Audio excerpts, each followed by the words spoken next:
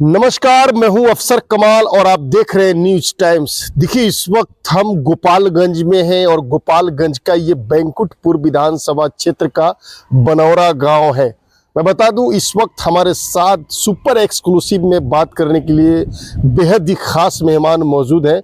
मैं बता दूं कि आरजेडी की यानी राष्ट्रीय जनता दल के दिग्गज नेता और बहुत ही यानी संगठन के लिए, आरजेडी के संगठन के लिए समर्पित और दिन और रात लगे रहते हैं कि कैसे आरजेडी का संगठन मजबूत हो, इसकी पुरजोर कोशिश करते हैं। मैं बता दूं, प्रदीप कुमार यादव इस वक्त हमारे साथ एक्सक्लूसिव बात करेंगे। 2025 का विधानसभा चुनाव का बहुत नज़दीक है, वक्त बहुत कम है। ऐसे में बैंकुटपुर विधानसभा में लगातार ये जनसंपर्क कर रहे हैं, जन संवाद कर रहे हैं, विधानसभा क्षेत्र की जनता से सीधा संवाद कर रहे हैं, उनसे बात कर रहे हैं। क्या कुछ रणनीति है? क्या 2025 में प्रदीप कुमार यादव डंके की चोट पे प्रत्याशी होने जा रहे हैं और क्या यहाँ पर जीत का झंडा बुलंद करेंगे? प्रदीप जी, सबसे पहले तो न्यूज टाइम से बहुत बहुत स्वागत है आपका। सबसे पहले न्यूज टाइम्स में अफसर कमाल जी आपको और आपके पूरे चैनल को मेरे तरफ से 9 वर्ष के शुभ अवसर पर मैं बैकुंठपुर 99 के तमाम जनता के तरफ से और आपको बहुत बहुत धन्यवाद देता हूं। और मैं 99 बैकुंठपुर के साथ पूरे प्रदेशवासियों को अपने तरफ से तहे दिल से धन्यवाद एवं शुभकामना देता हूं। प्रदीप जी, बैंकुटपुर विधानसभा क्षेत्र में आपकी चर्चाएं काफ़ी हैं। जब मैं आपके इस क्षेत्र में घूमता हूँ, जाता हूँ, आम लोगों से मुलाकात होती है, क्योंकि चुनाव का समय और हम लोग का काम ही है लोगों से बात करना चुनाव से रिलेटेड, चुनाव के समय में तो लोग आपकी चर्चाएं बहुत करते हैं। आखिर कौन ऐसा काम आपने किया, आखिर क्या गुण है आपके अंदर कि यहाँ की जो जनता जो है आपको सर आंखों पर बैठाई हुई है, और क्या 2025 में ताल ठोकने को तैयार है? बैकुंठपुर की जनता मुझे सर आंखों पर बैठाई हुई है। मैं सेवक के रूप में मेरा काम बोलता है। मैं 5 बरस प्रमुख पद पर रहते हुए मैं लोगों का घर घर सेवा और जात पात से ऊपर उठकर मैंने सेवा किया हूँ, इसीलिए लोग मुझे सर आंखों पर ऊपर बैठाई हुई है। मैं 5 साल प्रमुख कार्य था तो मैं घरे घरे हर लोगों के सुख दुख में, शादी ब्याह सुख दुख जितना है, गरीबों की सेवा करना, चाचा भैया काका कहकर। यहाँ से हमारा बैकुंठपुर मुख्यालय जो है 6 किलोमीटर पड़ता है। मेरे पास सब साधन होते हुए भी मैं पैदल जाकर पैदल आकर लोगों का सेवा किया हूँ। चल, अभी चुनाव में समय है, मतलब इसी साल के अंत में चुनाव होना है विधानसभा का, लेकिन आपने पूरे चुनावी माहौल बना दिया है। हर तरफ प्रदीप यादव की चर्चाएं हो रही हैं। क्या लगता है प्रदीप यादव इस बार डंके की चोट पे जीत का झंडा बुलंद करने जा रहे हैं इस क्षेत्र में?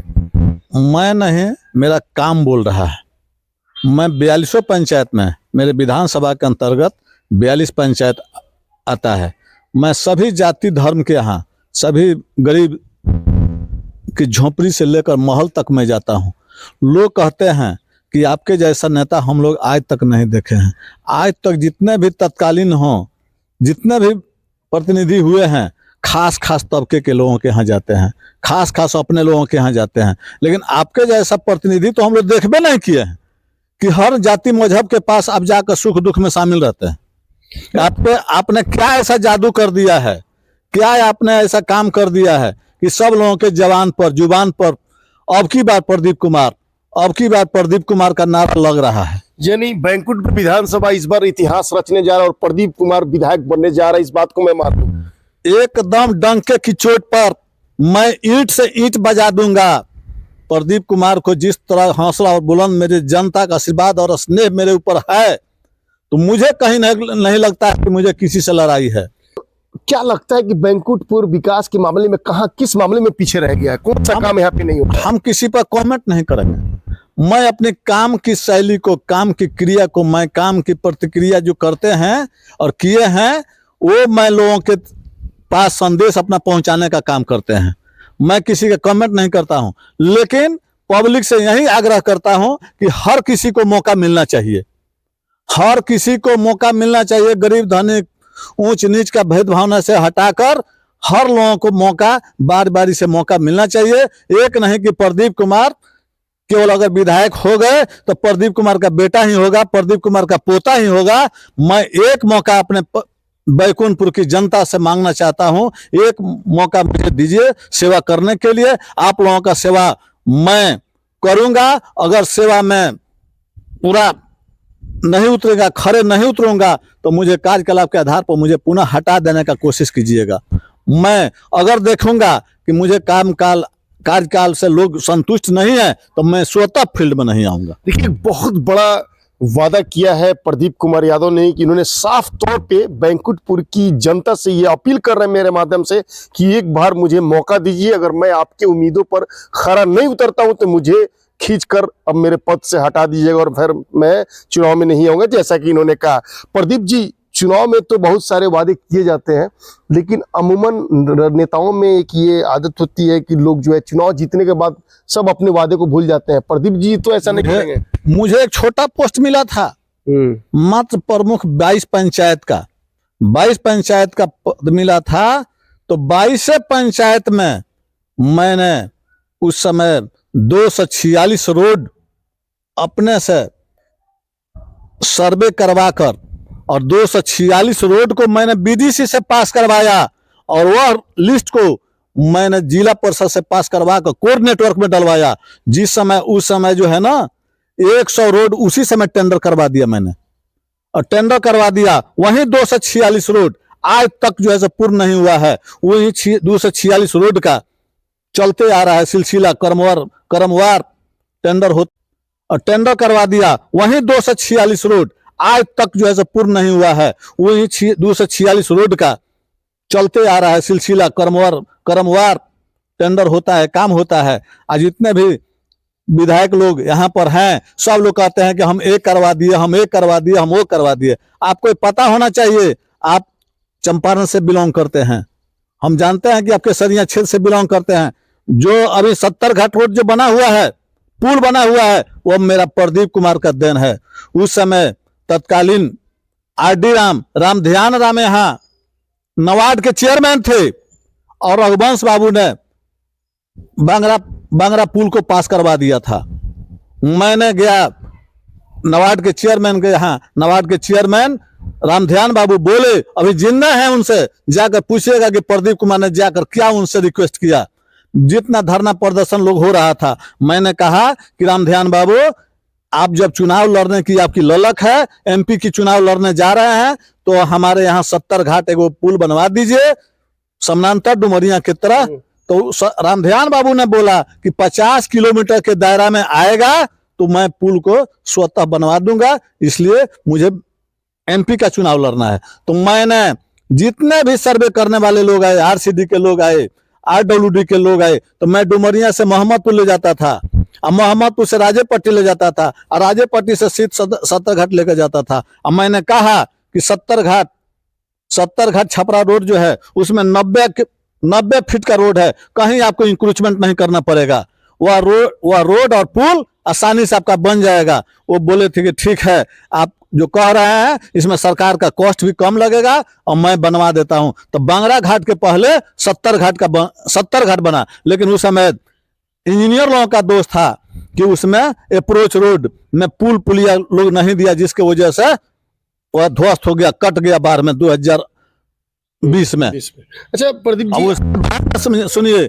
उसके बाद में रघुवंश बाबू ने कोर्ट का शरण लेना चाहा कि मैंने बनवाया, मैंने पास करवाया बांगरा, लेकिन हो कैसे गया 70 घाट। तो फिर बाद में लोग गए तो बोले कि ठीक है 70 घाट भी बन रहा है तो बनने दीजिए, मैं समानांतर एगो पुल, प्रभुनाथ सिंह उस समय थे, तो समानांतर एगो पुल एक जो है सो बांगरा भी बनवा देते हैं।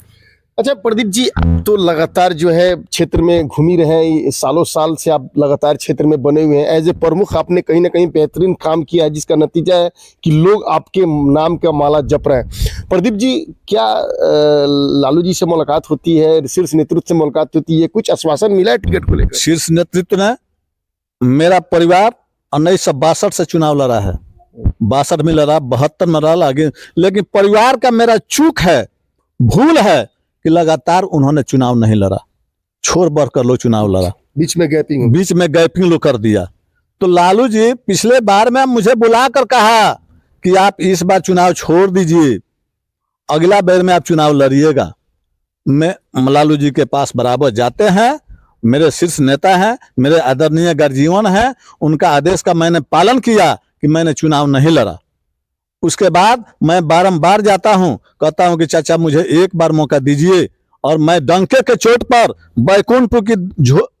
बैकुंठपुर का प्रतिनिधित्व आपके झोले में उतार कर दिखा दूंगा, आपकी बोली में रख। कॉन्फिडेंस लेवल पूरा हाई है। कॉन्फिडेंस है कि मैं बैकुंठपुर की चुनाव लड़ूंगा और डंके के चोट पर चुनाव लड़कर जीत कर भी दिखा दूंगा। और आप जाइएगा गली गली में जाइएगा, हर लोगों से पूछिएगा कि प्रदीप यादव ने 5 वर्ष जो कार्यकलाप किया है, बाढ़ से लेकर सुखाड़ तक ले, हर लोग को जवान पर याद रहता है कि प्रदीप कुमार 5 वर्ष की अवस्था में, 5 वर्ष की अवधि में जो काम करके दिखाया है, आज तक कोई प्रतिनिधि ने करके नहीं दिखाया है। चाहे बड़े से बड़े पोस्ट पर लोग पहुंचे हुए हों तो अभी कोई नहीं दिखा पाया है जो प्रदीप कुमार ने करके दिखा दिया है। अच्छा प्रदीप जी, आप तो आरजेडी के लिए समर्पित कार्यकर्ता है, लगातार पार्टी के संगठन कैसे मजबूत हो, पार्टी के संगठन को जिले में कैसे स्ट्रॉन्ग किया जाए, इसके लिए लगातार काम करते हैं, और ये दाद देनी होगी आपके ये समर्पण। आप जाइए, हमारे यहाँ 233 को बूथ है, बैकुंठपुर कंस्टिट्यूएंसी में डेटा के साथ काम करते हैं। 333 बूथ है, भूल सन 233 कर दिए, 333 को बूथ है। 333 बूथ पर जाइए और एक आदमी से पूछिए कि मेरे विषय में पूछेगा कि प्रदीप यादव किस तरह के व्यक्ति हैं, उनकी छवि कैसी है, उनको आप लोग किस नजरिया से देखते हैं। एक बूथ पर भी 100 कार्यकर्ता मिलेगा आपको कि प्रदीप कुमार अब की बार, प्रदीप कुमार के सामने हम लोग किसी को कुछ नहीं पूछते हैं। अच्छा प्रदीप जी, अगर आपको विधायक बनने का मौका मिलता है, आप यहाँ से चुनकर जाते हैं, तो क्या लगता है कि सबसे पहले आपके जो मन में चल रहा है कि मैं विधायक बनूं तो सबसे पहले इस काम को करूंगा बैंकुठपुर क्षेत्र के, जो आपके दिल में है कि भाई ये काम होना चाहिए? सबसे पहले 1977 से लेकर हम आज तक हम भी देखे हैं, 80 से पोलिंग एजेंट भी बनने का काम किया है, 80 से मैंने पोलिंग एजेंट भी बनने का काम किया है और कार्यकर्ता के रूप में मैंने काम किया है। लेकिन 1977 से लेकर आज तक बैकुंठपुर पर नफरत की राजनीति चली है, नफरत की बीज बोया है।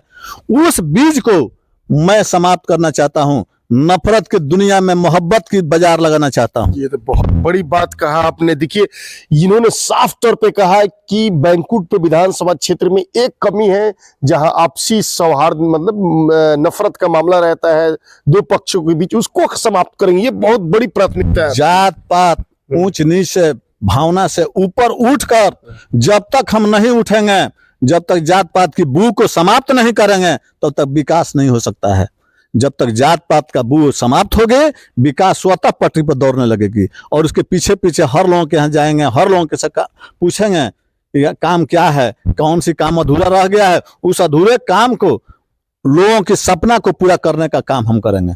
अच्छा प्रदीप जी, क्या लगता है 2000, आप तो पार्टी के दिग्गज नेता हैं, प्रदेश में हमेशा आना जाना रहता है, आपका प्रदेश नेतृत्व, शीर्ष नेतृत्व सबसे मुलाकात होती रहती है। क्या लगता है 2025 में इस बार जो है आपकी पार्टी यानी इंडिया अलायंस प्रचंड बहुमत के साथ 2025 में आ रही है, तेजस्वी जी मुख्यमंत्री बनने जा रहे हैं? निश्चित मुख्यमंत्री के रूप में हम बन गए हैं, मुख्यमंत्री हैं।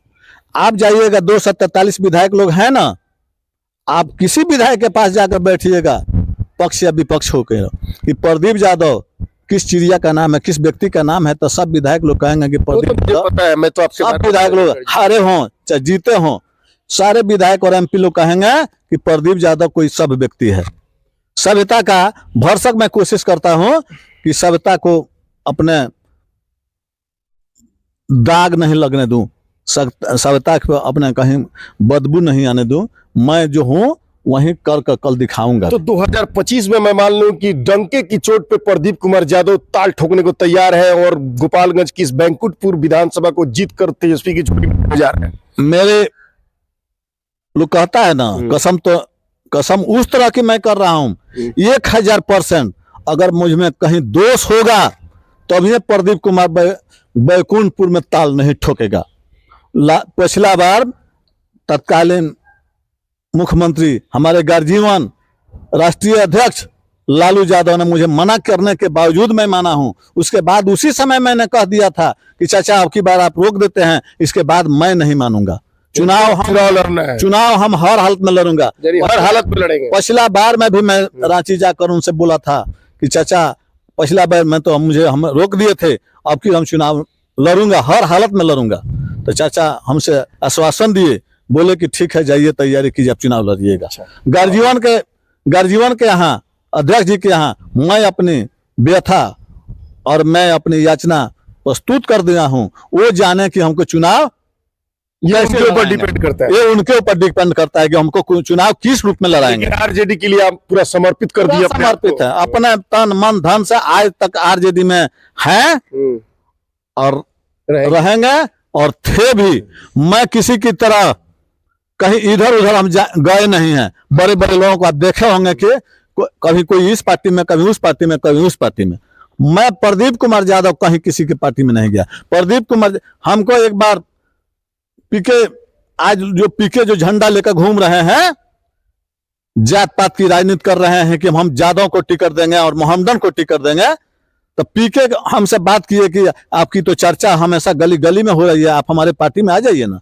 मैंने कहा ओ प्रशांत किशोर जी, आप पूरे बिहार के पीके हो सकते हैं, आप कहते हैं कि हम सरकार बनाते हैं और बिगाड़ते हैं, लेकिन बैकुंठपुर का पीके प्रदीप कुमार है।